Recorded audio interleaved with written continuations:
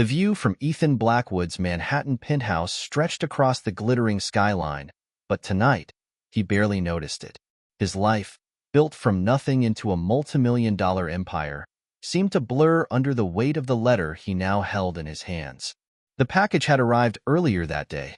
No return address, no name. Just his name scrawled across the brown envelope in an unfamiliar hand. Ethan wasn't one to be shaken easily. He had weathered financial storms, hostile takeovers, and a lifetime of personal betrayals. But this was different. He turned the letter over once more, his mind trying to grasp the reality of the words on the faded paper. My son, if you're reading this, I am already dead. But I need you to know the truth about who you are and who I was. I am your father, Benjamin Ward. Ethan's heart pounded as he read the name again. Benjamin Ward. The man who, according to his mother, had died before Ethan was born. The man who had supposedly left nothing but a faint memory in his mother's life. And yet here he was, alive, or at least, once alive, leaving behind a message for the son he had never known.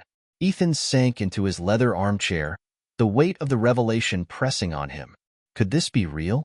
His mother had never spoken much about his father, and when she did, it was always with a sense of finality, as if the subject was too painful to reopen. She had told Ethan that his father died in an accident when she was pregnant, that he had been a kind man but not one tied to any great legacy or fortune. He had never questioned it. But now, holding the letter in his hands, Ethan felt his world shift. Why had his father kept himself hidden? And why had he waited until now, when it was too late for answers, to reveal himself? Inside the envelope was more than just the letter. There was a key, small and worn, and an address written in neat, cursive script. It led to a small town he had never heard of, Cedar Grove. The cryptic letter was brief, but every word seemed to contain an unspoken depth. His father, whom he had never known, was apparently alive long enough to plan this, whatever this was. The note hinted at secrets his mother had kept from him, secrets that Ethan would have to uncover for himself if he wanted to know who his father really was. But why now? What did his father want him to find? His phone buzzed, jolting him out of his thoughts. Claire's name flashed across the screen. Claire Parker had been his confidant and legal advisor for years, someone he trusted more than anyone in his world of high-stakes deals and superficial relationships. He hesitated for a moment, but picked up. Claire. Ethan, you left early today. Everything okay? Claire's voice was calm, measured, as always. I'm fine, he lied, gripping the edge of the letter. Just had something come up. Claire paused. She knew him too well to let it slide. What's going on? He could hear the concern in her voice, and for a moment, he considered telling her about the letter. But something held him back. The words of the letter echoed in his mind. There are things you were never told, things your mother kept from you for a reason. Trust was something Ethan rarely gave easily, and this was too strange, too personal to share just yet. Nothing serious. Just thinking about taking a trip, Ethan replied, his voice carefully neutral. A trip? Where to? She asked, curious. Upstate. A place called Cedar Grove, he said, trying to sound casual. Claire didn't press further, but he knew the question was hanging there. Why Cedar Grove? Why now? He didn't have the answers yet, but something deep inside urged him to follow this strange path. He needed to know if his life, everything he had built and believed about his past, was based on a lie. The line went quiet for a moment before Claire spoke again. Well, if you need anything, let me know. You know I've got your back. I know. Thanks, Ethan said, hanging up, but the unsettled feeling remained. He stood, pacing the room, his mind racing. His entire life had been about control, about mastering the chaos around him and bending it to his will. But this was something different. He didn't know if he wanted to open the door that his father had left him. Yet, something inside him pulled at the threads of curiosity. Finally, he walked over to the window, staring out at the city that he had made his own. Manhattan had always been his refuge, the place where he had built his empire brick by brick, deal by deal. But now, all of that seemed so far away. This wasn't about wealth or power. It was about family, about roots he had never known he had. Ethan looked down at the letter one more time, His mind made up. Tomorrow, he would go to Cedar Grove. The drive to Cedar Grove felt longer than it should have. Ethan Blackwood sat behind the wheel of his sleek black SUV, the hum of the engine barely audible over the steady rhythm of his thoughts. The letter and the key, tucked safely in the glove compartment, weighed on him like a lead anchor. The farther he drove from Manhattan, the more surreal it all seemed. Cedar Grove was nothing like the world Ethan had grown accustomed to. It was small, quiet, and draped in a rustic charm that felt both unfamiliar and unsettling. The town seemed frozen in time, with its cobblestone streets, faded storefronts, and locals who walked with the unhurried pace of people with no need to chase time or fortune. The hustle and constant noise of Manhattan had always given Ethan a sense of purpose. Here, the silence only amplified his growing uncertainty. Pulling up to a small bed and breakfast on the outskirts of town, Ethan parked the SUV and grabbed the envelope from the glove box. The name Benjamin Ward seemed to stare back at him, mocking him with the mystery it held. His father, or the man who claimed to be. Ethan still hadn't decided what to believe. As he checked into the B&B, the elderly woman at the reception desk offered him a warm smile. "Welcome to Cedar Grove," she said cheerfully, sliding the keys to his room across the counter. "We don't get too many folks from the city around here." Ethan nodded politely, making small talk as best he could, though his mind was miles away. The room was quaint, the kind of place that tried to make you feel like home, but all it did was remind him of how far from his real world he had come. Once alone, he sat on the edge of the bed, pulling out the key from the envelope. It was small, antique, with intricate engravings on its head, and felt cold in his hand, as though it hadn't been used in years. The address scribbled on the letter wasn't far, just a few blocks away, according to the GPS. Taking a deep breath, he headed back out into the crisp autumn air. The wind carried the faint scent of pine, mingling with the earthy smell of fallen leaves as he made his way down the narrow streets. As he approached the address, a sense of unease crept over him. The house in question wasn't much, a small, unassuming cottage nestled between a cluster of maple trees. It looked abandoned, its once white paint now peeling, the front yard overgrown with wild grass. Ethan stopped at the gate, staring up at the house. Was this where his father had lived? Or was it just another piece of the puzzle? The key in his hand suddenly felt heavier, as if it carried the weight of years he'd never lived and a past he hadn't known existed.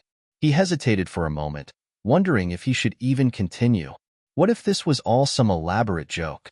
What if his mother's story about his father dying young had been the truth all along, and this letter was just a cruel trick? But the pull to know the truth was stronger than his doubts.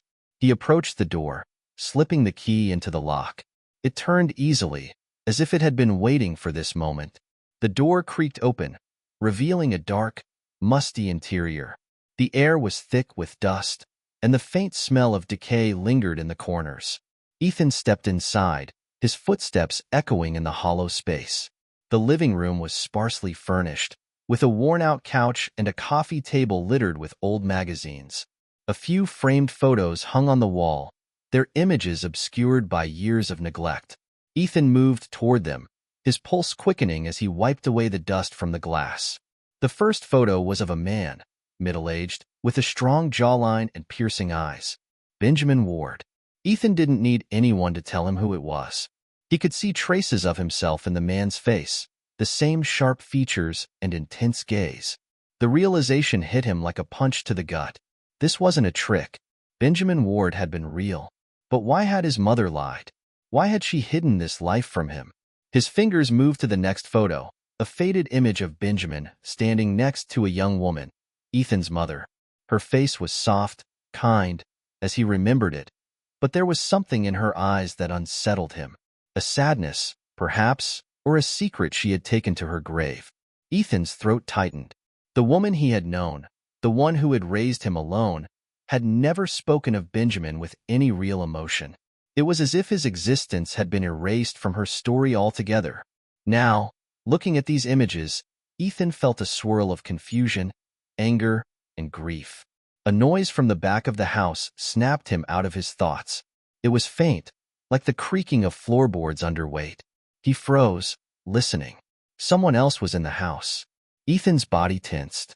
"Hello?" he called out, his voice echoing in the stillness. Silence.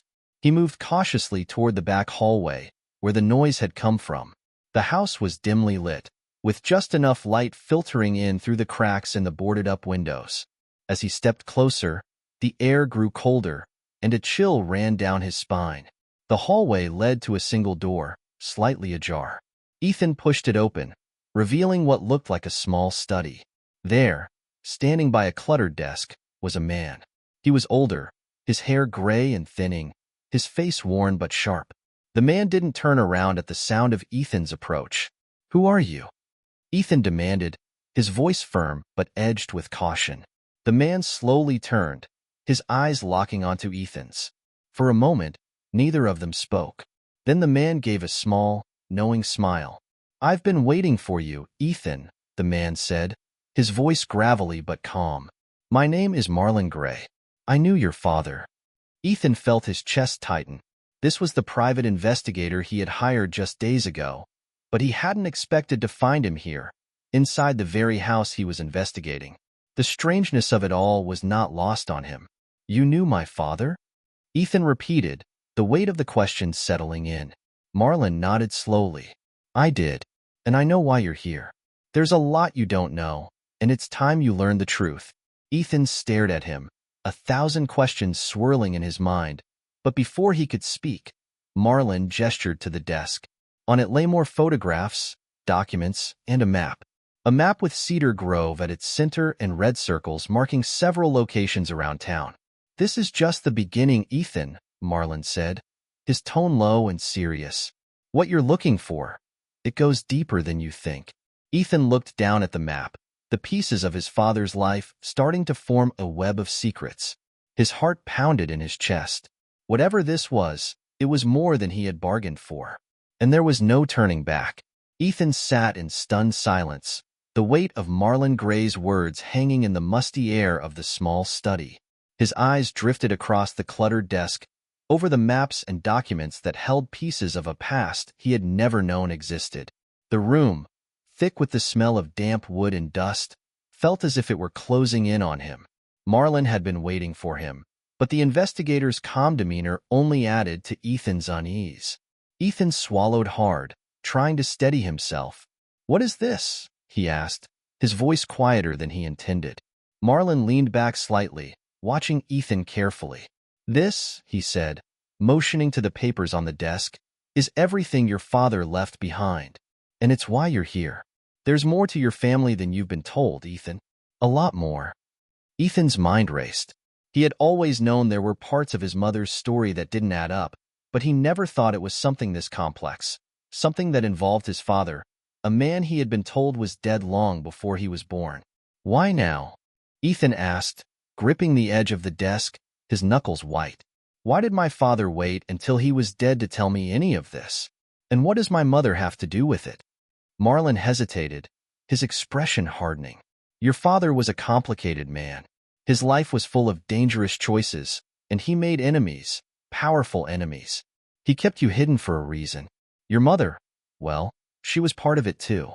She knew more than you think, but she wanted to protect you, even if it meant hiding the truth." Ethan's heart pounded in his chest. The idea that his mother, who had always been his anchor, had known about his father's dangerous past sent a wave of disbelief through him. But before he could ask more, his phone buzzed in his pocket, breaking the tense silence. It was Claire. For a moment, Ethan considered letting it ring, but something made him pick up. He stepped away from the desk, trying to collect his thoughts. "Claire," he answered, his voice tight. "Ethan, where are you?" Claire's voice was sharp, more concerned than he had ever heard her before. "I've been trying to reach you. This trip you're on, what's really going on?" Ethan glanced back at Marlon, who was busy sifting through papers, as if this conversation wasn't happening. "I told you, it's personal. I just needed to look into something." Claire's voice dropped lower. "I did some digging, Ethan. This Cedar Grove place, there's nothing on record about your father ever living there. And I don't know how to say this, but I think you're being set up. You need to come back. Now." Ethan's grip tightened on the phone. Claire was more than just his lawyer. She was his confidant, his closest ally. But hearing her doubt his pursuit of the truth stung in a way he didn't expect. Set up? Claire, I'm standing in a house full of photos and documents tied to my father. There's something real here. I don't care what it looks like, Claire pressed, her tone insistent. Someone's trying to pull you into something dangerous, Ethan. I don't know who, but they're using your father's name to get to you. You need to let this go. Ethan paused, staring at the papers strewn across the desk, photos of his father, maps of Cedar Grove, and notes written in a hand that was too familiar not to be Benjamin Ward's. Every instinct told him Claire was wrong, but deep down, a flicker of doubt sparked. What aren't you telling me, Claire? He asked, his voice growing colder. The silence on the other end of the line was deafening. When she spoke again, her voice was softer, almost pleading. Ethan, you know I care about you. But some things from the past, they're better left buried. Your mother spent her life protecting you from this for a reason. His pulse quickened, suspicion creeping in. How do you know about my mother? What reason? Please, Claire interrupted, her voice cracking with emotion. Just come back. We can figure this out together. But don't trust these people. They're not who you think they are. Ethan glanced at Marlon, who was still rifling through the documents. The room felt colder, and the walls seemed to close in. He didn't know what to believe anymore. Everything felt twisted. Claire's sudden concern, the letter from his father, the secrets that had started to unravel in Cedar Grove. I can't leave, Ethan said, his voice firm. There are answers here that I need. Claire's sigh on the other end was long and heavy. Just be careful, Ethan. I'm on your side. Always. The line went dead, leaving Ethan standing in the shadowy room, his heart racing. He slid the phone into his pocket, the weight of Claire's warning pressing down on him. Something about her tone didn't sit right. Claire had never been the overly cautious type, yet she sounded almost desperate to get him to stop. Problems? Marlon asked, not looking up from the stack of papers. Ethan shook his head, unsure how much to reveal. It's just Claire. She's worried. Marlon chuckled softly. Worried or trying to control the situation? Ethan's brow furrowed. What do you mean? Marlon set down the papers and met Ethan's gaze. Your lawyer. She's good, right? Knows how to handle things, make problems disappear. Yeah, Ethan said slowly. She's always been there for me. Why? Marlon leaned forward, his expression serious. Because if she knows more than she's letting on, then she's part of the same web your father was caught in. Benjamin Ward didn't just vanish from your life. He was erased. People made sure you never knew him, and I wouldn't be surprised if Claire's been involved from the start. Ethan recoiled at the suggestion, but something gnawed at him, the same flicker of doubt that had surfaced during the phone call. Could Claire really be hiding something? She had always been his most trusted ally, but now he wasn't sure who to trust anymore. Marlon continued, I've been digging into your father's past for a while now. He had enemies, Ethan. People who would do anything to keep his secrets buried. You're in the middle of it now, and Claire's sudden urgency. It doesn't feel like coincidence. Ethan's mind raced, the weight of his father's legacy pressing down on him. The more he learned, the darker the path became. He glanced down at the map again, the red circles marking several places around Cedar Grove. What's at these locations? Ethan asked, changing the subject, pointing to the map. Marlon's gaze followed his finger. These are places Benjamin used to frequent before he disappeared. We start there. And whatever secrets your father was hiding, those places will lead us to them. Ethan nodded, though his thoughts still lingered on Claire's warning. He was plunging deeper into a mystery that seemed to have no bottom. And the farther he went, the more he wondered if Claire was right. But he couldn't stop now. Let's get started, Ethan said, the weight of his decision settling in. There was no turning back. The roads of Cedar Grove wound like veins through the thick autumn woods, each one leading to a different piece of the puzzle that was Ethan's father, Benjamin Ward. As Ethan and Marlon Gray drove toward the first location on the map, Ethan's thoughts churned with conflicting emotions. Claire's warning still echoed in his mind, and the seeds of doubt she had planted had taken root, but Marlon's certainty pushed him forward. The truth felt close, so close that he could almost touch it. What exactly are we looking for? Ethan asked as they neared an old barn on the outskirts of town, one of the red circles on the map. Marlon glanced at him from the driver's seat, his eyes serious. Anything. Your father left breadcrumbs, but they're not always obvious. We might find documents, hidden ledgers, or even old acquaintances who can tell us more. Ethan wasn't satisfied with the vague answer, but Marlon had been right about everything so far. If anyone could unravel Benjamin Ward's hidden life, it was him. The barn was isolated, surrounded by overgrown fields and trees, its wooden structure sagging with age. It looked abandoned, forgotten, just like everything else tied to Benjamin's past. Marlon parked the car, and they both stepped out into the crisp afternoon air. The wind rustled through the trees, carrying with it the scent of damp earth and pine. "This place doesn't look like much," Ethan said, eyeing the dilapidated structure.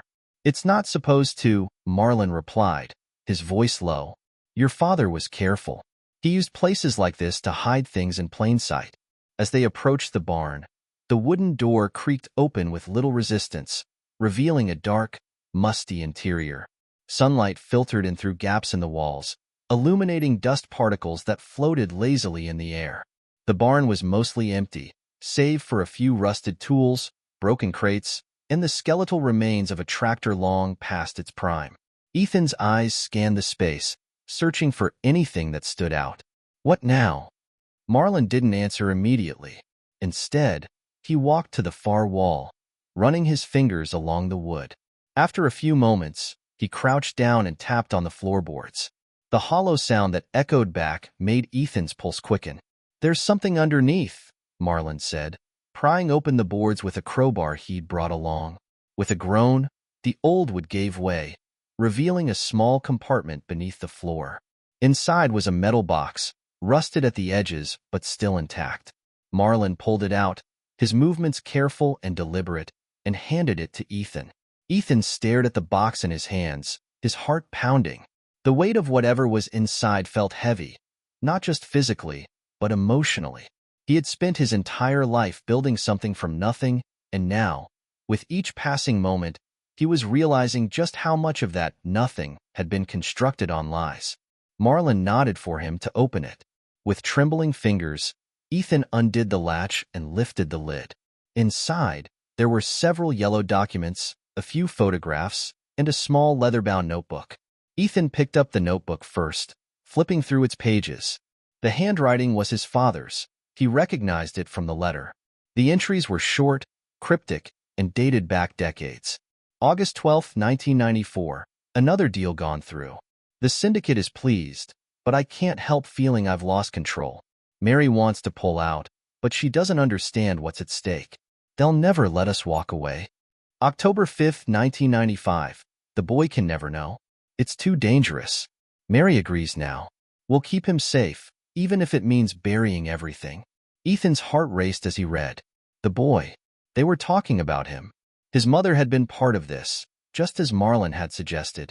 But what had his father gotten into that was so dangerous? And who was the syndicate? Ethan set the notebook down and pulled out one of the photographs. It showed his father standing with two men. One of them had his arm around Benjamin's shoulder, grinning. The other looked more serious, his eyes cold and calculating. On the back of the photo, scrawled in the same handwriting, were the names: Benjamin, Gregory Mills, Jonathan Pierce.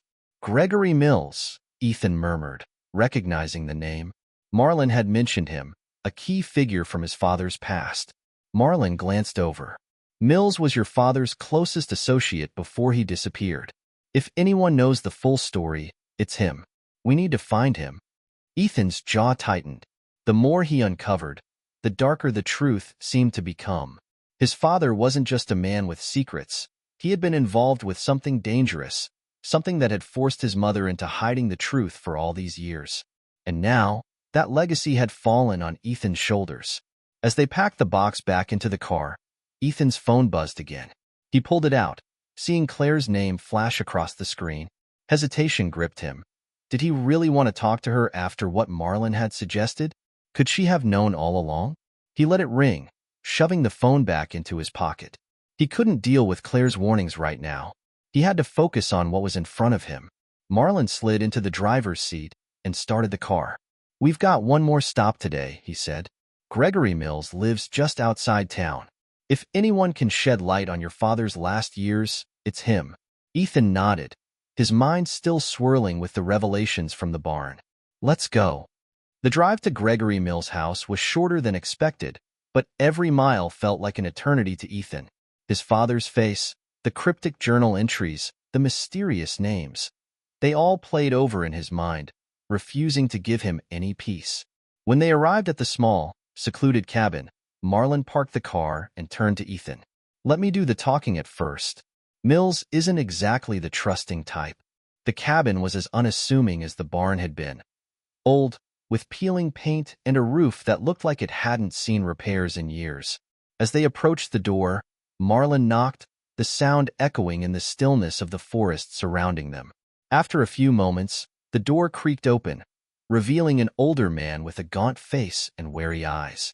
He looked Marlon up and down before his gaze shifted to Ethan, and a flicker of recognition passed over his face.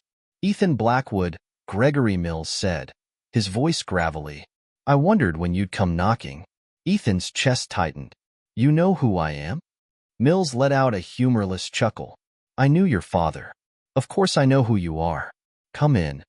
They stepped inside, and Mills gestured for them to sit at a small table cluttered with papers and empty bottles. He took a seat across from them, his eyes darting nervously between Ethan and Marlon. "So, you're here to dig up the past," Mills said, leaning back in his chair. "Well, I'll tell you this much. It won't end the way you think it will." Ethan leaned forward, his frustration bubbling to the surface. "I don't care how it ends. I want to know the truth about my father." Mills stared at him for a long moment, then sighed. "Your father? He was in deep? The syndicate, they owned him. They own a lot of people. He thought he could outsmart them, get away clean. But no one walks away from them, not for long." "The syndicate," Ethan repeated, the name sounding more ominous now. "What is it? Some kind of criminal organization?" Mills nodded. "They control everything. Money, power, people. Your father was their fixer, the one who made problems disappear. But when he tried to leave, things got complicated." Ethan felt a chill run down his spine. "Complicated how?" Mills hesitated, his eyes darkening. "Your mother. She made a deal with them to keep you safe. That's why you never knew the truth. But that protection only lasts as long as you stay away from all this." Ethan's blood ran cold. His mother had bargained with dangerous people, people who had the power to destroy lives. And now, by digging into the past, he was risking everything. "That's why Claire's been telling me to stop," Ethan muttered under his breath. "She knows about the syndicate." Mills glanced at him sharply. "Claire Parker? She's involved in this?" Ethan's head snapped up. "You know her?" Mills' expression darkened further. "If Claire's part of this, then you've got more problems than you realize." The tension in Gregory Mills' cabin was thick, the air heavy with unspoken truths. Ethan sat in stunned silence, his mind reeling from the last thing Mills had said. "If Claire's part of this, then you've got more problems than you realize." The cabin seemed to shrink around him, its claustrophobic walls echoing the words that now hung between them. Ethan had trusted Claire with everything. She wasn't just his attorney. She had been his closest friend, the one person he believed was always on his side. But now, the cracks in his certainty had deepened into something far darker. "Claire knew about the syndicate?" Ethan asked, his voice low but filled with urgency. Mills leaned back in his chair, crossing his arms. "If she's been telling you to stop looking into your father's past, then yes, she knows. The syndicate is very good at keeping people in line, especially people with power and influence. She's probably been working with them for years." Ethan's stomach churned. It couldn't be true. Claire, the woman who had helped him build his empire, who had been there for him through every personal and professional crisis, couldn't have been playing him this entire time. But Marlon's earlier warnings, Claire's sudden insistence that he walk away from this investigation, it all started to make an insidious kind of sense. Marlon, who had remained silent until now, finally spoke. "The syndicate uses people like Claire to protect their interests. High-powered lawyers, politicians, business leaders, they're all part of the network. If Claire's connected to them, she's not acting on your behalf, Ethan. She's acting on theirs. Ethan felt a burning anger rise in his chest. His father's death, his mother's lies, and now Claire's potential betrayal. It all built into a storm of frustration and confusion.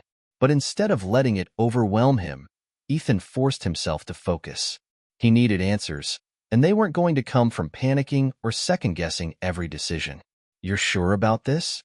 Ethan asked, his gaze locked on Mills. "You're sure she's involved?" Mills didn't flinch. The syndicate never lets anyone get close to the people they're protecting without controlling them first. If Claire's been close to you all these years, they've been using her to keep an eye on you. She was probably supposed to make sure you never found out the truth. Ethan clenched his fists. The idea that someone he trusted so deeply might have been manipulating him all along felt like a punch to the gut. But it also ignited something inside him. A desire for the truth, no matter how dark it was. "Why would she do it?" Ethan asked, his voice tight with emotion. "Why would she betray me like this?" Mills shook his head. "Could be anything. Money, power, protection for herself. The syndicate doesn't care about loyalty. They care about leverage. Maybe they have something on her, something that keeps her in line. Or maybe she's been part of this from the start. Either way, you can't trust her now." Ethan swallowed hard, his mind racing through the years of partnership and friendship he had shared with Claire. He had never seen any sign of disloyalty, any hint that she wasn't completely on his side. But the more he thought about it, the more he realized how little he truly knew about her personal life. She was private, even secretive at times. And now, that secrecy seemed like a mask, one that had hidden her true motives. "I need to confront her," Ethan said, standing abruptly. "I need to know if this is true." Marlon shot him a sharp look. "Confronting her won't get you answers, Ethan. If Claire is involved with the syndicate, she's dangerous. She'll lie. She'll manipulate you. You can't just walk up to her and demand the truth. You need proof, something that forces her hand." Ethan hesitated. Marlon was right. Charging in without a plan would only make things worse. But the idea of waiting, of continuing to be in the dark, gnawed at him. He wanted answers, but he also wanted justice, for his father, for his mother, and for himself. "How do we get proof?" Ethan asked, his voice calmer now, more controlled. Marlon exchanged a glance with Mills, who nodded in agreement. "The syndicate isn't invincible," Marlon said. "They have weaknesses, just like anyone else. If Claire is part of their network, she's been covering her tracks for years. But no one's perfect. There's always a trail, even if it's hidden deep." Mills leaned forward, resting his elbows on the table. "Your father left clues, Ethan. He wasn't planning to disappear without a fight. He knew the syndicate would come for him, and he made sure there were things they couldn't erase. Documents, recordings, evidence that ties everything together. We just need to find it." Ethan's pulse quickened. "Where do we start?" Mills gestured to the map on the table, the one with the red circles marking various locations in Cedar Grove. "Your father hid things in places he thought were safe. Some of those places are still around, but not all of them. The next location on the map, it's a storage facility on the edge of town. If we're lucky, something's still there." Ethan nodded, feeling a renewed sense of purpose. This wasn't just about uncovering the past anymore. It was about taking control of his future. If Claire was involved, if the syndicate had been pulling the strings behind the scenes, then he needed to expose them. And he wasn't going to stop until he had the proof. "We'll go now," Ethan said, grabbing his jacket. "Whatever's there, we'll find it." Marlon and Mills exchanged another glance, then both nodded. "I'll drive," Marlon said, leading the way out of the cabin. As they headed back to the car, Ethan felt a mixture of anger, determination, and betrayal swirling inside him. Claire had been his closest ally, the one person he thought he could trust unconditionally. But now, everything about her was cast in shadow. Every memory, every conversation, they all felt tainted, twisted by the possibility that she had been working against him from the start. The storage facility wasn't far, about a 20-minute drive from Mill's cabin. The sun was beginning to set, casting long shadows over the road as they pulled into the gravel parking lot of a rundown, fenced-in building. The place looked deserted, with rusted metal doors and a faded sign that had long since lost its color. "This is it," Marlon said, stepping out of the car. "If your father left something here, we'll find it." Ethan followed, his pulse quickening as they approached one of the storage units marked on the map. Mills fumbled with the lock for a moment before the door creaked open, revealing a dark, musty interior. The air inside was stale, and the only light came from the dim glow of a single overhead bulb. As they stepped inside, Ethan's eyes scanned the room. It was filled with old boxes, stacks of papers, and dusty furniture. Nothing that stood out at first glance. But then Marlon spotted something in the back corner. A small, metal filing cabinet, locked with a combination pad. "This is it," Marlon said, his voice tense with anticipation. "Your father's files." Ethan moved toward the cabinet, his hands trembling slightly as he punched in the combination that had been written in the notebook he found earlier. The lock clicked open, and the drawer slid out with a heavy groan. Inside were folders, dozens of them, each labeled with dates and names. Ethan's breath caught in his throat as he saw the names he had come to associate with the syndicate: Jonathan Pierce, Gregory Mills, Benjamin Ward, and Claire Parker. Ethan pulled out the file with Claire's name on it, his hands shaking. He flipped it open, revealing pages of documents, financial records, emails, and handwritten notes. The evidence was undeniable.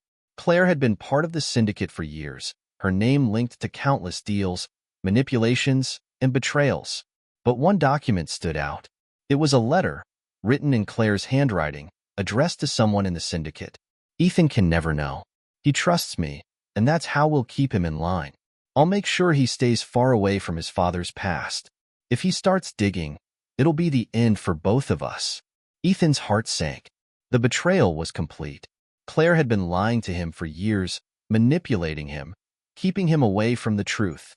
And now, everything he thought he knew was crumbling around him. Marlon and Mills exchanged a knowing glance, but they said nothing. The truth was out, and it was more devastating than Ethan could have ever imagined. Ethan stared down at the letter, his world collapsing in on itself. Claire, the one person he had trusted above all others, had been working against him all along. And now, he had the proof. Ethan stood frozen, staring at the letter in his hands. Claire's words, written in her neat, familiar handwriting, were like knives slicing through the years of trust they had built together. Each sentence twisted deeper, leaving a raw ache in his chest. She had manipulated him, orchestrated his ignorance, all while smiling to his face and helping him build his empire. Now, with the truth spread out before him, it felt like the ground beneath him had collapsed. Marlon and Gregory Mills stood silently nearby, giving him space to process the enormity of the revelation. Ethan's hands shook as he lowered the letter. His mind raced, replaying every conversation, every moment of trust he had shared with Claire. All of it had been a lie, an illusion carefully crafted to keep him from uncovering the dark truth about his father and about her involvement with the syndicate. "Ethan," Marlon's voice was quiet but firm, pulling him back to the present. "We need to move. If the syndicate catches wind that you found this, they'll come after you." Ethan nodded, though his thoughts were still a jumble. He couldn't stay frozen in shock, but the betrayal cut so deeply that it was hard to think clearly. He felt sick to his stomach, but Marlon was right. They were now in dangerous territory. "We take the files," Ethan said, his voice harder than before. "Everything. We use it to expose them." Marlon moved quickly, gathering the folders and stuffing them into a duffel bag he had brought. Ethan felt a rising determination burning away the shock. He had the proof he needed, proof that not only Claire, but the entire syndicate had been manipulating his life from the shadows. He wasn't going to let them win. He couldn't. Mills, who had been watching from the doorway, glanced outside before turning back to them. "We should leave now. They have eyes everywhere. The moment Claire realizes you've gone too far, she'll make her move." Ethan clenched his jaw. The thought of confronting Claire sent a surge of anger through him. She had been the one person he had trusted implicitly. He had opened up to her in ways he hadn't with anyone else. And all the while, she had been working with his father's enemies, pulling strings to keep him from discovering the truth. They left the storage facility quickly, slipping out into the night. The autumn air had turned cold, a sharp breeze cutting through the dark. The weight of the duffel bag in Ethan's hand felt heavier than the contents inside. It was the weight of years of betrayal, lies, and secrets, all tied to the woman he had once believed was his closest friend. As they reached the car, Marlon threw the duffel bag into the back seat and turned to Ethan. "What's the plan?" Ethan hesitated. His mind was reeling from the betrayal, but he knew he couldn't afford to act impulsively. Claire wasn't just anyone. She was connected, powerful, and deeply embedded within the syndicate. A direct confrontation could make everything worse, especially if she still had allies within his company or legal teams. "I need to confront her," Ethan finally said, his voice cold. "But not yet. We need more leverage. If we go after her without a plan, she'll bury everything." Marlon nodded, his face grim. "She'll play you if you give her the chance. You're going to need to outthink her." Ethan looked out at the darkened road, his mind already working through the possibilities. Claire had always been strategic, always one step ahead. He couldn't just storm into her office and demand answers. He needed to set a trap, one that would expose her and the syndicate without giving her time to cover her tracks. "What if we leak the files?" Ethan asked, his thoughts forming faster now. "Expose the syndicate through the press before she has a chance to react?" Mills frowned, his arms crossed. "That's dangerous. The syndicate has deep ties with law enforcement, the media, everything. They'll discredit you, spin the narrative before the truth even hits the public. And if they feel threatened, they won't hesitate to come after you." Ethan knew Mills was right. This wasn't just a battle of information. The syndicate had resources, and they wouldn't hesitate to protect themselves. But he also knew that waiting too long could give Claire time to disappear, or worse, strike against him first. "Then we go after her directly," Ethan said, his voice steely with resolve. "But we do it on my terms. We set up a meeting and confront her with the files. Force her hand." Marlon gave a slow nod, his eyes narrowing in thought. "If you can get her alone, with no backup, you might be able to control the situation. But you can't trust her, Ethan. She's too dangerous." "I know," Ethan said, clenching his fists, "but I'm not letting her get away with this." The ride back to Manhattan felt long, each mile weighed down by the gravity of what was about to happen. Ethan's thoughts raced as he strategized, planning out every detail of the confrontation. He couldn't let his emotions rule him, not with someone as calculating as Claire. This needed to be precise, controlled, and ruthless. By the time they reached the city, the skyline glittering under the night sky, Ethan's plan was set. He would call Claire tomorrow, request a meeting under the guise of needing legal advice on a new venture. She wouldn't suspect anything, not until it was too late. The next morning, Ethan sat at his desk, staring at his phone. His penthouse, normally a refuge of calm, now felt stifling. The weight of what he was about to do hung heavy in the air. He glanced at the duffel bag sitting on the floor beside him, filled with the files that would expose everything. His father's involvement with the syndicate, the deals they had orchestrated, and Claire's role in keeping Ethan in the dark. He dialed Claire's number, his fingers steady despite the turmoil inside him. "Ethan," Claire answered on the second ring, her voice warm and familiar. It made his stomach turn. "I've been trying to reach you. Is everything all right?" Ethan forced himself to stay calm. "Yeah, sorry I've been out of touch. Things have been busy." "I figured," Claire replied, her tone light. "What's going on?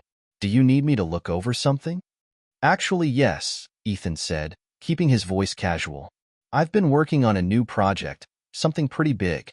I wanted to get your advice on a few legal matters before I move forward." Claire didn't hesitate. "Of course. Do you want to meet at my office?" "No," Ethan said, the firmness in his voice catching her off guard. "Let's meet at my place. It's more private." There was a brief pause on the other end of the line, but Claire quickly recovered. "Sure. What time works for you?" 2 o'clock, Ethan said, his pulse quickening. "I'll see you then." He hung up, the weight of what was about to happen settling in. This was it. The confrontation that would change everything. Claire had played him for years, and now, it was his turn to pull the strings. 2 o'clock came faster than Ethan expected. As the doorbell rang, His heart pounded in his chest, but his mind was clear, sharp. Marlon was hidden in a back room, ready to intervene if things went sideways. The duffel bag sat on the coffee table, a ticking time bomb of evidence. Ethan opened the door to find Claire standing there, looking as composed as ever. She smiled, stepping inside with the grace and confidence he had come to associate with her. But now, every movement, every expression felt like a lie. "Ethan," she said warmly, "you look tense. Is everything okay?" He gestured for her to sit, forcing himself to stay calm. "I'm fine. I just wanted to discuss some new developments." Claire settled onto the couch, her eyes scanning the room. She was always observant, always calculating. "What's on your mind?" Ethan didn't sit. Instead, he stood by the table, his hands resting on the duffel bag. "I've been looking into some things about my father." At the mention of his father, Claire's smile faltered for the briefest second, but she quickly recovered. "Your father? Why now, after all these years?" Ethan unzipped the duffel bag, pulling out the files one by one and laying them on the table. "Because I found this." Claire's eyes widened, but she didn't move. Her composure cracked just slightly, a flicker of something dark passing over her face. "Ethan, what is this?" "It's the truth," Ethan said, his voice cold. "The truth about my father, the syndicate, and you." For the first time since they had met, Claire looked shaken. Her eyes darted between the files and Ethan, as if calculating her next move. "Ethan, I don't know what you think this is, but you've been misled. These files, they're not what you think." Ethan shook his head. "No more lies, Claire. I know everything. I know you've been working with the syndicate, keeping me from finding out the truth. I trusted you, and you betrayed me." Claire stood, her expression hardening. "You don't understand, Ethan. This is bigger than you, bigger than any of us. If you expose this, you'll destroy everything. The syndicate will come after you. They'll come after everyone you care about." Ethan stepped closer, his eyes blazing with anger. "They already took everything from me. I'm not afraid of them anymore." Claire's eyes flashed with something. Fear, desperation, maybe even regret. "You should be." Before Ethan could respond, she moved toward the door, her hand reaching for her phone. But Marlon stepped out of the back room, blocking her path. "You're not going anywhere, Claire," Ethan said, his voice steady. "It's over." The room was suffocating with tension. Claire's once composed expression had cracked, replaced by a look of cold calculation. She stood near the door, cornered, with Marlon blocking her path. Her phone, halfway to her hand, now hovered in the air as if she was weighing her next move. Ethan could feel the adrenaline rushing through him, his heart pounding in his ears. He had never imagined a confrontation like this, where someone he had trusted so deeply would become an enemy. "You really think you can keep me here?" Claire's voice was sharp, filled with defiance. Though beneath the bravado, Ethan could sense the fear. Marlon, calm as ever, didn't budge from his position by the door. "You're not leaving until we get some answers." "It's over, Claire. We have everything we need to expose you and the syndicate." Claire's eyes flicked between Ethan and Marlon, weighing her options. But Ethan had seen that look before, during negotiations with ruthless business rivals, people who would stop at nothing to protect their interests. He could see it now, in the way Claire's mind was racing, calculating her next move, her exit strategy. But there wasn't going to be an exit this time. Not for her. "You think you've won?" Claire finally said, a bitter smile curling at the edges of her lips. "You don't even know the half of it, Ethan. You're walking into a game far more dangerous than you realize." Ethan's anger flared again, but he kept it under control. He needed to stay calm, stay focused. "Then explain it to me. Start talking. Why, Claire? Why betray me? Why work for the syndicate?" For a moment, something flickered in her eyes, something almost like regret. She let out a slow breath and finally lowered her hand, dropping the phone onto the table. "You want answers? Fine. I'll tell you everything. But you're not going to like what you hear." She walked over to the couch and sat down, her movements slow, deliberate.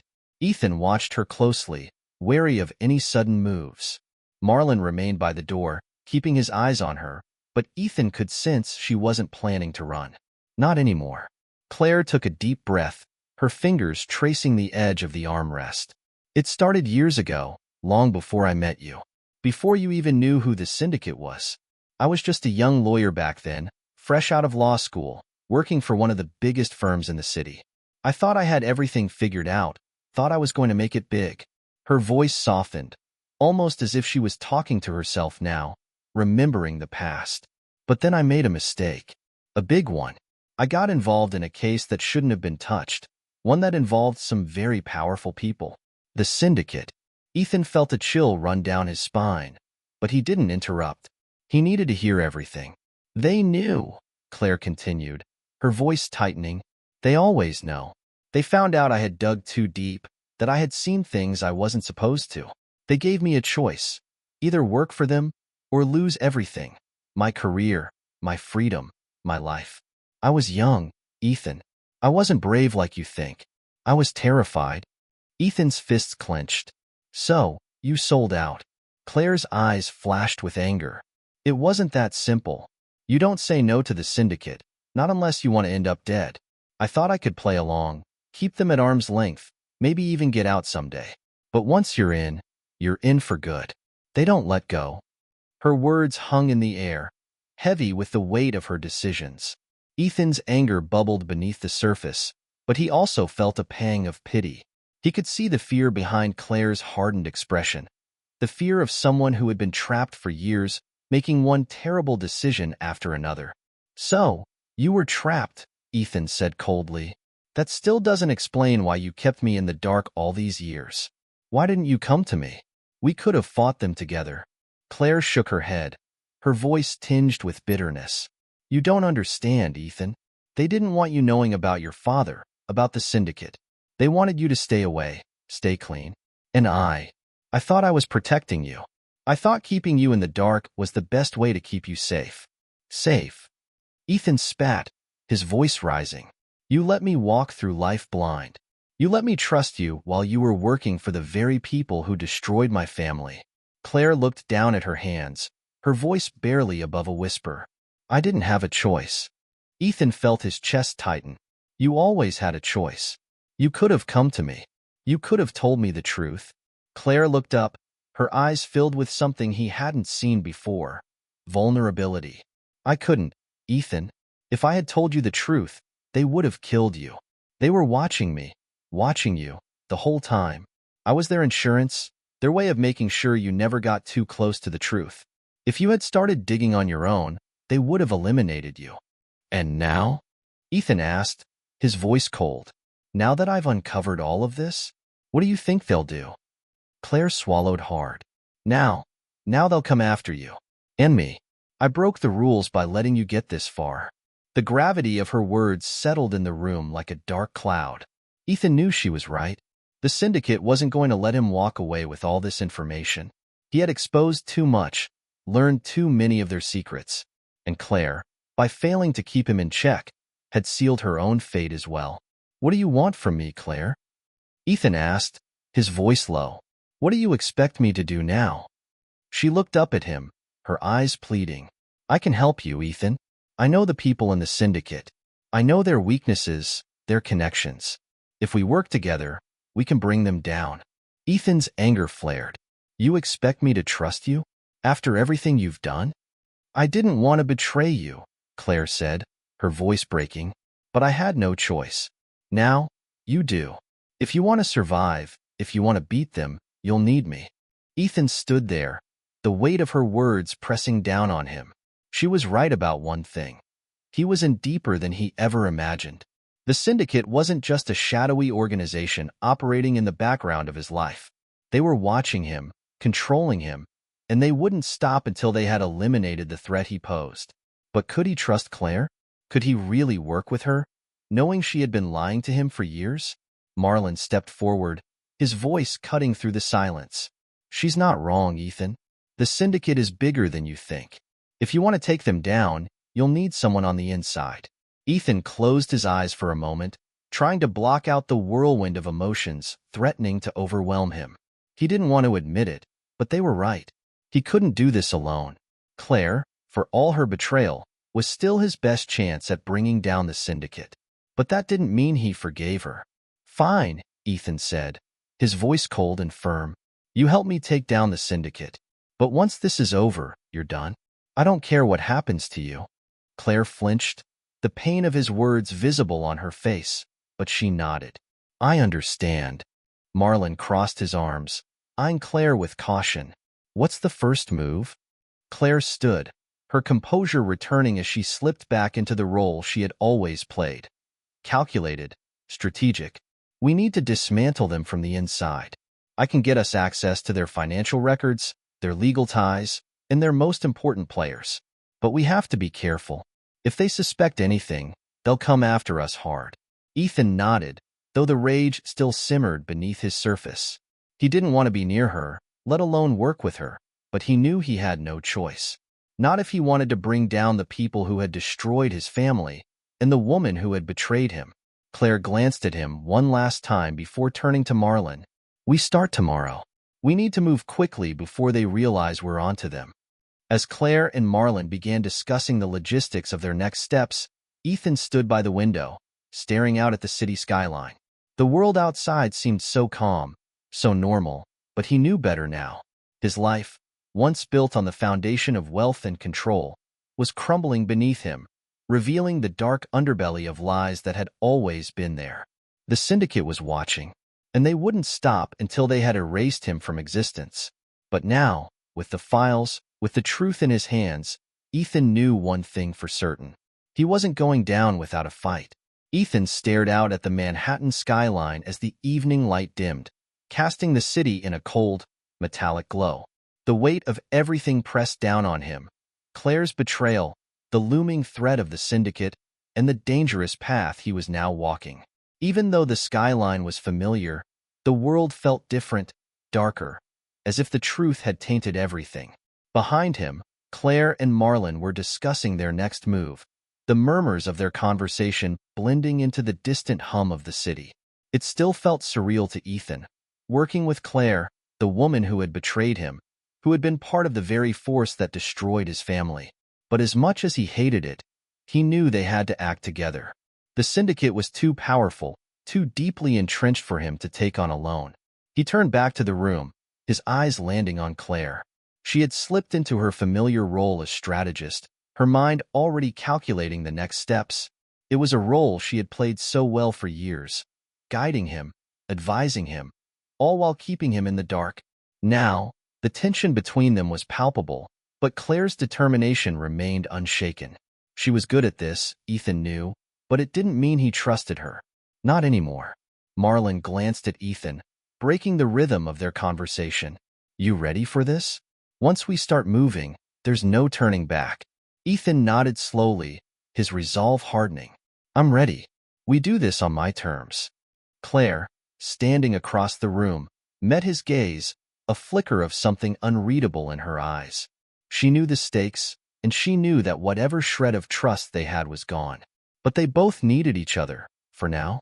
"Tomorrow morning, we'll start gathering everything we need to dismantle the syndicate," Claire said, her voice steady, but Ethan could detect a note of hesitation. "I'll get you access to their financial networks, their legal connections. But we'll need to be careful. They have eyes everywhere." Ethan crossed his arms, narrowing his gaze. "And how do I know you won't tip them off?" Claire's expression tightened, but she didn't falter. "Because if the syndicate falls, I fall with them. I'm in as much danger as you are. Maybe more. They'll come after me for betraying them, just like they'll come after you for uncovering the truth."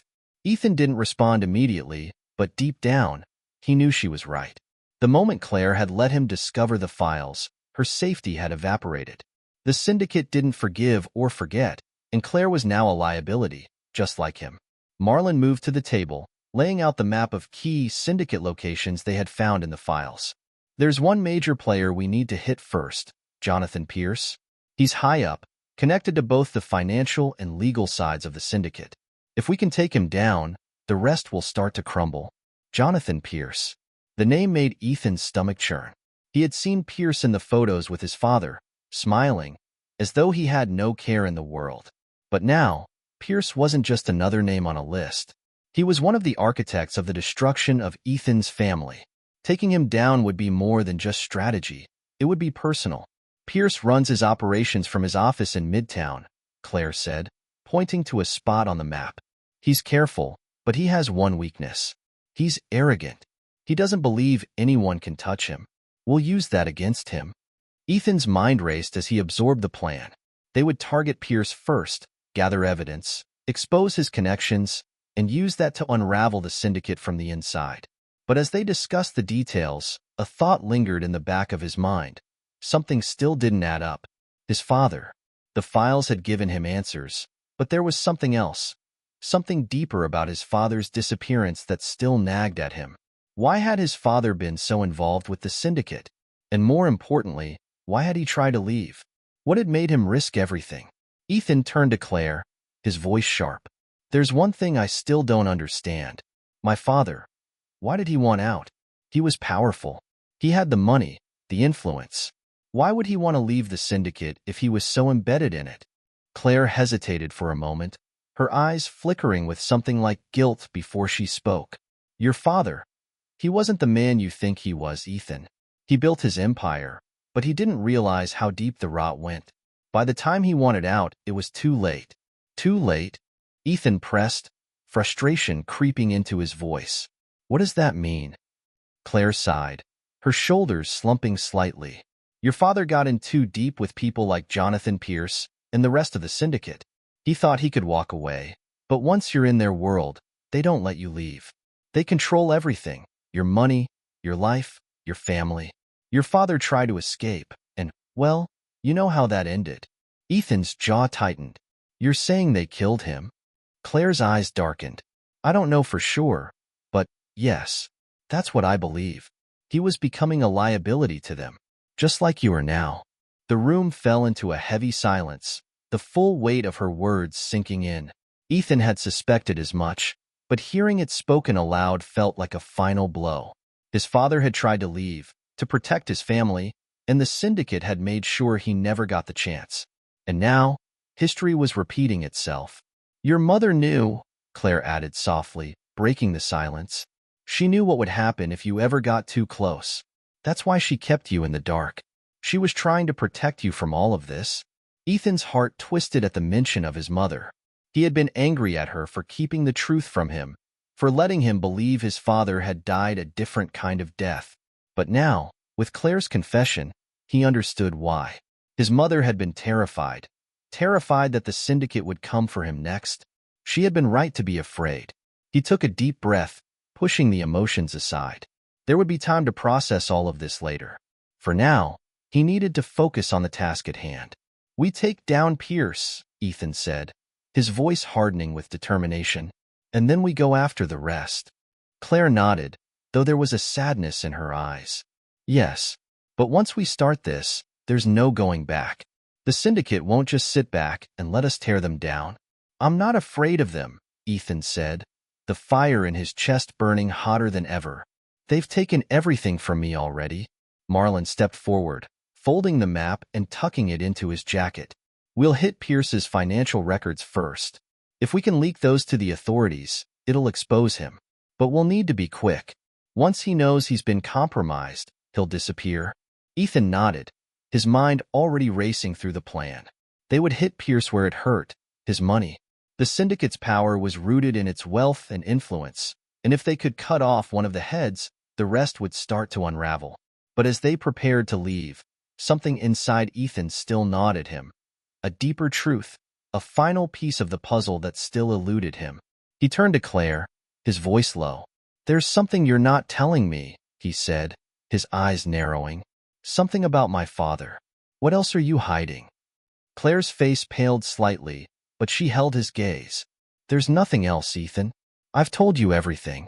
But Ethan didn't believe her. Not completely. There was still a shadow hanging over his father's death, something that Claire hadn't fully revealed. He could see it in her eyes, the hesitation, the guarded look she gave him whenever they talked about his father. But now wasn't the time to press her further. That would come later. Let's go, Ethan said, grabbing his jacket. We've got work to do. The next morning, Ethan, Claire, and Marlon moved quickly. Their target was Jonathan Pierce's Midtown office, where they believed they could access his financial records. Claire had used her connections to gain access to his accounts, and with the files in hand, they would be able to expose the flow of money that linked him to the syndicate's most illicit operations. They entered the high-rise under the guise of a routine business meeting, blending in with the suited professionals and office workers who passed them by without a second glance. Claire, ever the strategist, had arranged the meeting under false pretenses, ensuring that Pierce would be caught off guard. As they rode the elevator to the top floor, Ethan's pulse quickened. This was the moment they had been working toward, the first strike in what would be a war against the syndicate. But as the doors slid open and they stepped into the sleek, modern office, something felt wrong. The air was too still, the space too quiet. Ethan's gut twisted with a sudden sense of dread. He glanced at Claire, who wore the same calculating expression, though there was a hint of tension in her eyes. They approached the receptionist, but before Claire could speak, a voice rang out from behind them. "I was wondering when you'd show up, Ethan." Ethan turned, his blood running cold. Standing by the window, with a smug smile on his face, was Jonathan Pierce. He knew. Ethan's heart skipped a beat as Jonathan Pierce stood before him, the man whose shadow had loomed over his life, now smiling as if he had been expecting them all along. The polished office felt smaller, suffocating, as the weight of Pierce's gaze bore into Ethan's soul. Every nerve in his body screamed that they had walked into a trap. "Well, this is a surprise," Pierce said, his voice calm, measured, like a predator toying with its prey. He took a step forward, his eyes flickering to Claire and Marlon before settling back on Ethan. "You've certainly inherited your father's audacity." Ethan stiffened, but he refused to let Pierce see any fear. "You knew we were coming." Pierce smirked, his lips curling into a grin that chilled Ethan to the bone. "You think you've been the hunter this whole time, don't you? That's where you're wrong. I've had my eyes on you since the moment you started digging into your father's past. You think you're uncovering secrets, but all you're doing is walking straight into the trap I set for you." Beside Ethan, Claire tensed, her face pale. Marlon shifted subtly, positioning himself for any sudden movements. But Ethan stood his ground, even as his stomach churned with the realization that Pierce had been several steps ahead of them all along. "You think you can get away with it?" Ethan's voice was hard, his anger bubbling just beneath the surface. "We have the files, Pierce. We know about the money, the deals, everything. It's over." Pierce chuckled, shaking his head slowly, his eyes gleaming with amusement. "You think a few files will bring down the syndicate? You're even more naive than I thought. The syndicate is a hydra, Ethan. Cut off one head, and two more will take its place. What you have, those little bits of information, they mean nothing. They'll never reach the light of day." Ethan's pulse quickened, but he forced himself to stay calm. "That's what you think." Pierce stepped closer, his smile fading into a cold, predatory look. "I know it. And here's the truth you're too blind to see. Your father wasn't some innocent man caught in the web of the syndicate. He was one of us. He was part of it, through and through." Ethan felt the floor shift beneath him. His chest tightened as the words sank in. "You're lying." "I'm not," Pierce said, his voice low and menacing. "Your father wasn't some helpless victim. He built his empire with our help. He thrived because of us. He made deals, ran operations, and did everything he could to stay at the top. The only reason he wanted out was because he got soft.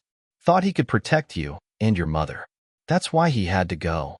Ethan's mind reeled, his thoughts spinning in a whirlwind of confusion and rage. The father he had never known, the man he had idealized as a victim of the syndicate's cruelty, had been part of it, had profited from it. He wanted to reject it, but the truth stared him in the face. Beside him, Claire's silence confirmed it. "You see, Ethan," Pierce continued, his voice softening, as if he were offering wisdom. "This is your legacy. Your father may have tried to break free, but in the end, he was still one of us. And so are you. You've already shown the world that you're capable of building an empire. You're your father's son." Ethan's anger boiled over. "I'm nothing like him." Pierce's smile returned. "Aren't you? You've already proven you're willing to do whatever it takes to succeed. You could have stayed in the dark, lived your life in ignorance, but you didn't. You had to know, and now that you do, you have a choice to make. Ethan glared at him, fists clenched at his sides. What choice? Pierce's eyes gleamed, his smile growing darker. Join me. Join the syndicate. With your intelligence, your drive, you could take your father's place. You could be at the top of the food chain, Ethan. Everything you've ever wanted, power, control, wealth, it's all within your reach. The world could be yours.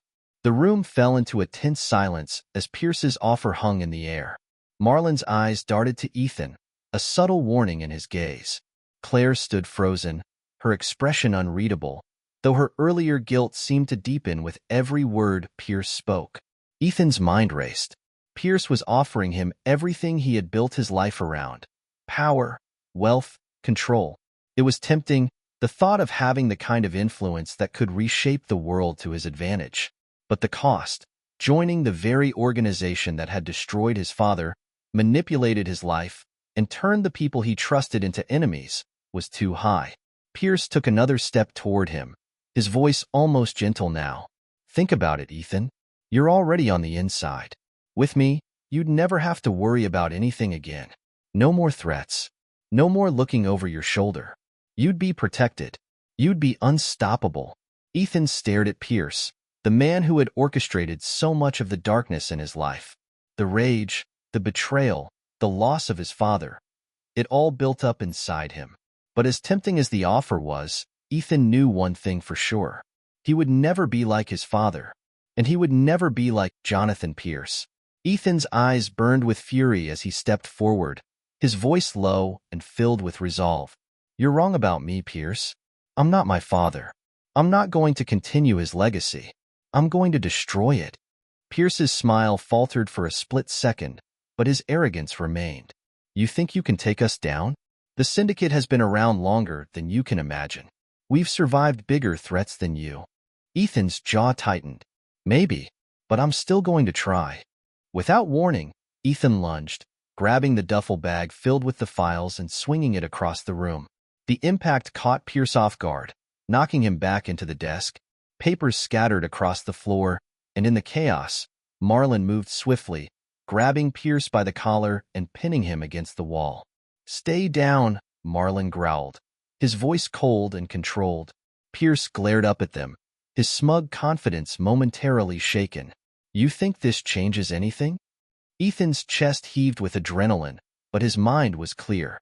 You're done, Pierce. We've got enough evidence to bring the syndicate down. Your money, your power, your control. It's all going to fall apart. Pierce's lips curled into a sneer. You don't understand what you're dealing with. You can't win. Ethan didn't hesitate. He grabbed the phone from his pocket, dialing a number he had been holding onto for days. The one contact he had outside of the corrupt systems the syndicate controlled. It rang twice before a voice answered. This is Blackwood, Ethan said into the phone, his voice steady. I have the files. It's time to make this public. Pierce's face paled as the weight of what was happening dawned on him. Ethan wasn't bluffing. He had the power to expose the syndicate, and he wasn't afraid to use it. Ethan, Pierce said, his voice laced with desperation now. Think about what you're doing. If you go through with this, you'll bring the whole house down. You'll destroy everything, including yourself. Ethan met his gaze, unflinching. Then so be it. The next few hours were a blur of activity. Ethan, Marlon, and Claire worked together to ensure that every piece of evidence they had gathered made its way to the authorities, the press, and several independent organizations that couldn't be corrupted by the syndicate's influence.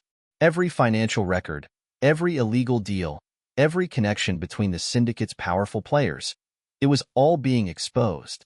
Claire, for all her betrayal, worked quickly and efficiently, leveraging her contacts to make sure the files reached the right people. But Ethan still kept her at arm's length, the wound of her deception too fresh, too deep. By nightfall, it was done. Ethan stood on the balcony of his penthouse, staring out at the city. The skyline was illuminated by the lights of the buildings below, but for the first time in his life, those lights felt like freedom instead of chains. He had spent his entire life chasing power, control, and wealth, only to discover that those things had been used to control him. Now, He had broken free. But at what cost? Behind him, the door slid open, and Claire stepped onto the balcony, her footsteps soft. She stood beside him, silent for a moment, before speaking. "You did it," she said quietly. "The syndicate is going to fall." Ethan didn't look at her. "It's not over yet." Claire sighed, her voice heavy with regret. "No, it's not.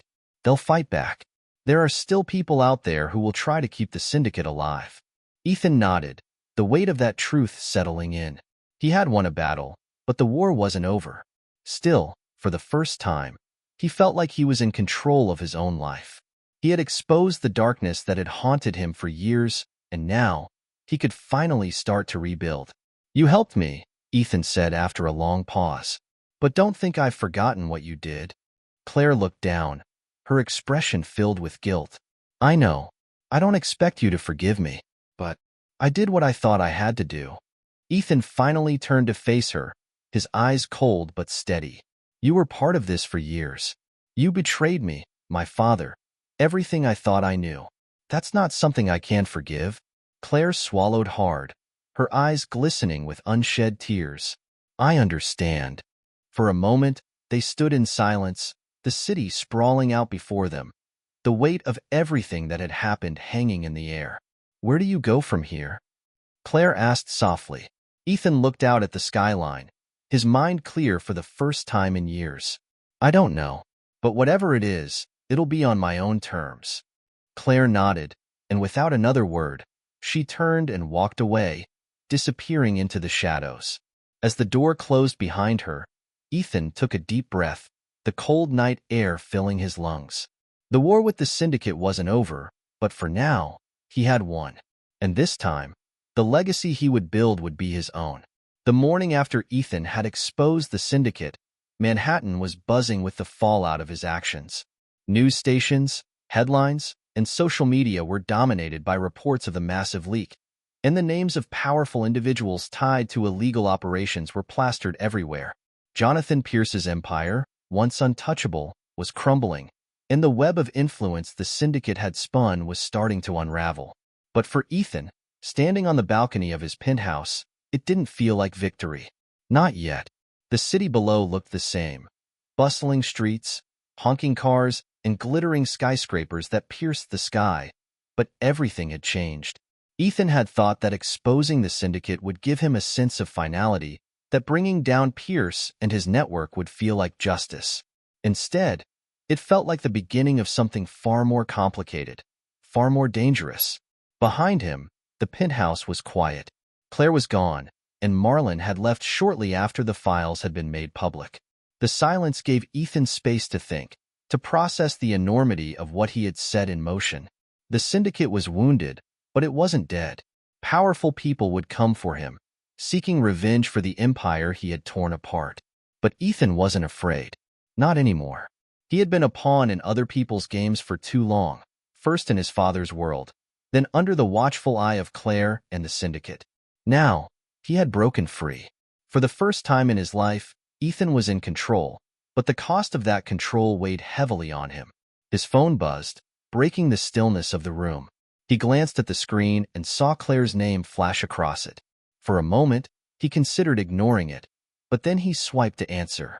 "Ethan," Claire's voice came through, quieter than usual. "I just wanted to check in." Ethan's jaw tightened. He had made it clear that he wasn't ready to forgive her, but he also knew that Claire had risked everything by helping him expose the syndicate. She had betrayed him, but she had also made amends, at least in part. "Is that all?" Ethan asked, his voice colder than he intended. Claire hesitated on the other end of the line. "There's more. The fallout from this is going to be worse than we expected. Pierce and the others, they're already making moves. They'll come for you, Ethan. They won't stop."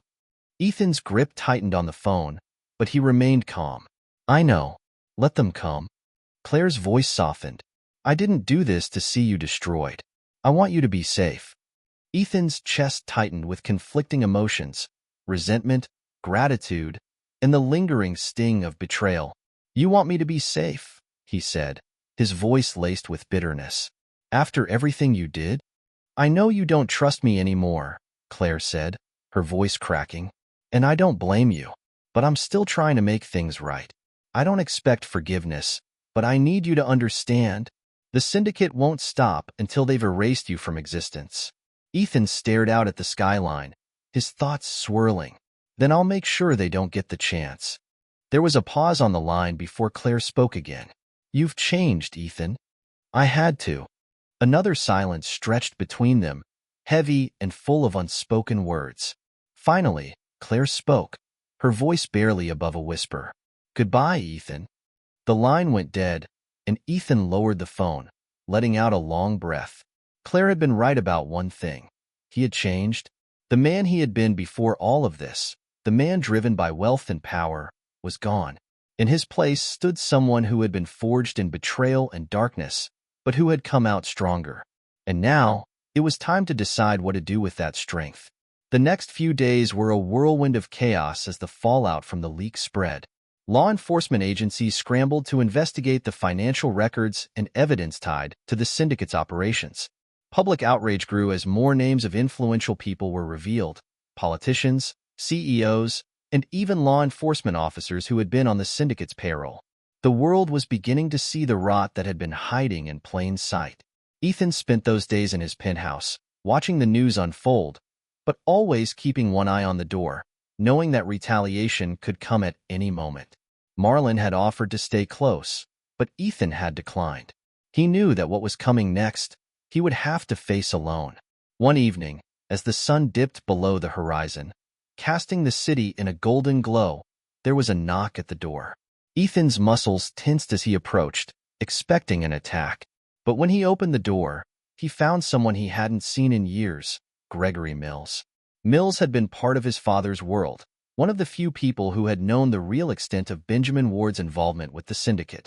He had been an ally in recent days, helping Ethan piece together the truth, but Ethan had never expected to see him again after the leak. Mills, Ethan said, his voice cautious. What are you doing here? Mills stepped inside, his face worn and serious. You did it, Ethan. You exposed them. But you know it's far from over, right? Ethan nodded, closing the door behind him. I know. Mills looked around the penthouse, taking in the silence. Your father tried to do the same thing once. Tried to break free. But the syndicate is like a disease. It spreads, infects everything it touches. You might have cut off one head, but there's more.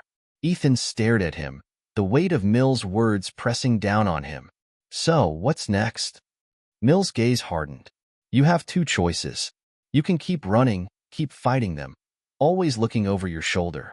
Or, Ethan raised an eyebrow. Or, Mills' expression softened, almost as if he were offering a lifeline. Or you can take what's left of the syndicate and reshape it. Use it for good. Take control. Ethan felt a surge of anger rise in his chest.